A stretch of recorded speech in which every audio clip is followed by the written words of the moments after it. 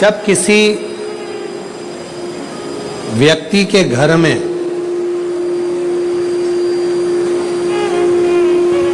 एक बेटी का जन्म होता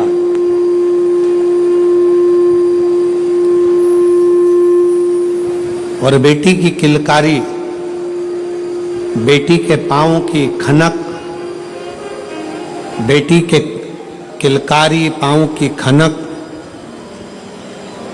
बेटी के चरण जब किसी के घर के अंदर आते हैं और यदि शिव कृपा से, भगवान की करुणा से, भगवान की दया से माता पिता उस बेटी की परवरिश कर कर उसका कन्यादान अगर कर देते हैं तो उस माता पिता का भी अगला जन्म नहीं होता, वो इस जन्म और मृत्यु के प्रपंच से छूट गया। अब इससे सरल क्या हो सकता है, जरा विचार करिएगा जरा। बहुत सावधानी से इस कथा का स्मरण करिएगा, बहुत ध्यान से सुनिएगा कि बड़े बड़े तपस्वी तप करने जा रहे हैं, साधना वाले साधना करने जा रहे हैं, उपासना वाले उपासना करने जा रहे हैं, व्रत वालों ने व्रत रखा, साधना वालों ने साधना करी, तपस्या वालों ने तपस्या करी, और कंदराओं में बैठकर कोई संत बन गया, कोई साधु बन गया, कोई तपस्वी बन गया, कोई साधक बन गया, कोई उपासक बन गया। किस लिए? कि हम जन्म और मरण के प्रपंच से छूट जाएं।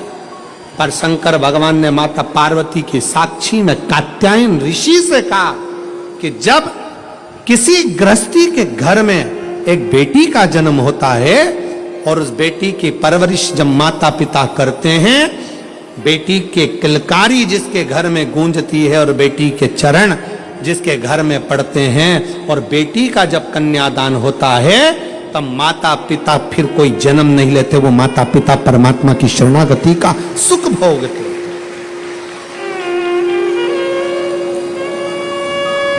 अब इसमें सबसे ज्यादा जरूरी चीज कौन सी है?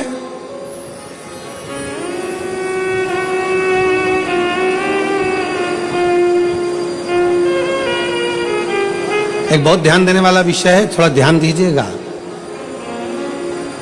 दक्ष प्रजापति के घर में 60 कन्याओं का जन्म हुआ। उसके बाद दक्ष प्रजापति भगवान से कह रहे हैं, देवी जी से कह रहे हैं, मां मेरे घर में एक लड़की और देना, एक बेटी और चाहिए मुझे। मां जगत जननी दुर्गा कहती है कि तेरे घर में बेटी कहां से आएगी, मैं खुद तेरे घर में बेटी बनकर जन्म लूंगी। सती आई। दक्ष प्रजापति ने शंकर जी का अपमान करा, दक्ष प्रजापति ने देवताओं का अपमान करा, दक्ष प्रजापति ने अपशब्द कहे, दक्ष प्रजापति ने गाली दी, दक्ष प्रजापति ने ताना दिया, दक्ष प्रजापति ने आड़ा टेढ़ा बहुत सारी बातें कही। अब दक्ष प्रजापति को तो नरक जाना था, दक्ष प्रजापति को तो नरक भोगना था। पर दक्ष प्रजापति के घर में बेटियों का जन्म हुआ था, दक्ष प्रजापति ने बेटियों का कन्यादान किया था। इसलिए शंकर भगवान का अपमान करने के बाद भी दक्ष प्रजापति नरक नहीं भोगा है।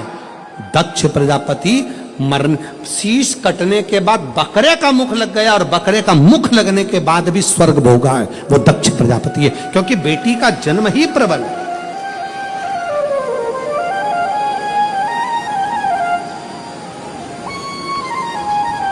महाराज,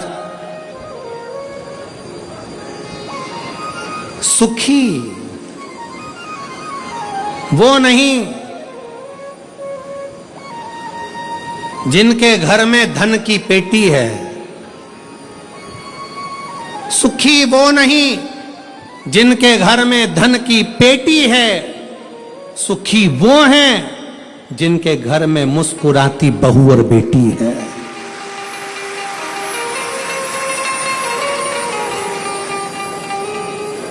जिनके घर की बहुओं के चेहरे पर प्रसन्नता हो, जिनके घर की बेटियों के चेहरे पर मुस्कुराहट हो, समझ लेना कि उस घर में भले धन ना हो पर वो शंकर की कृपा उसके घर में सदा बनी हुई है।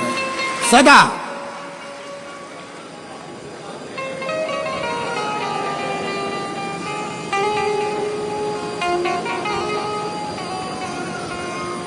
नवरात्रि चल रहे हैं,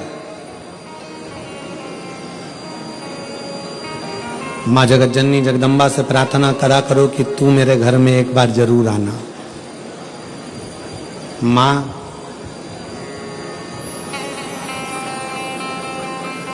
प्रत्येक घर के अंदर एक बेटी का जन्म जरूर होना चाहिए।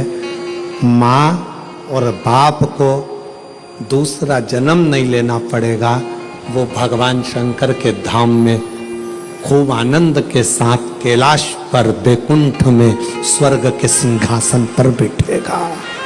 स्वर्ग सिंहासन